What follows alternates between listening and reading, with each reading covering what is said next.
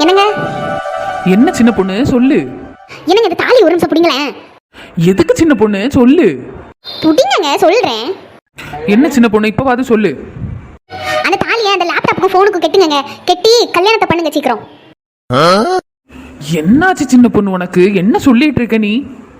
பின்ன என்னங்க சும்மா அந்த செல்லை லேப்டாப் தானே நோண்டிட்டு இருக்கீங்க.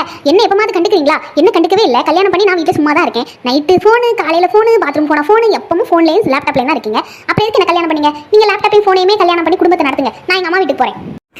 என்ன சின்ன பொண்ணு, நான் வீட்டில் வந்து லேப்டாப்பில் வேலை தானடி பார்த்துட்டு இருக்கேன்.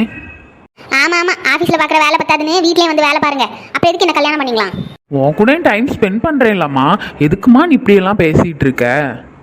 ஆமாம் டைம் ஸ்பெண்ட் பண்ணிட்டாலும் நான் எங்கள் அம்மா வீட்டுக்கு போகிறது தான். நீங்கள் என்ன சொன்னாலும் நான் கேட்க போகிறதில்ல. நீங்கள் லேப்டாப்புக்கும் மொபைலுக்கும் நல்லபடியாக தாலி கட்டி குடும்பம் நடத்துங்க. சரியா? நான் என் அம்மா வீட்டுக்கு போகிறேன்.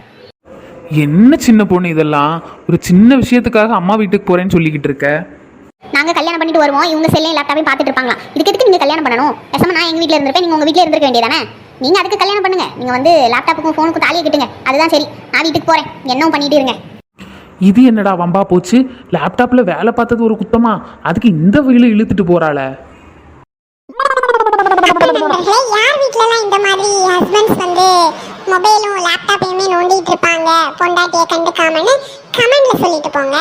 அதுக்கப்புறம் ஹாய் மக்கா சேனலை மறக்காம சப்ஸ்கிரைப் பண்ணி வச்சுக்கோங்க நண்பர்களே.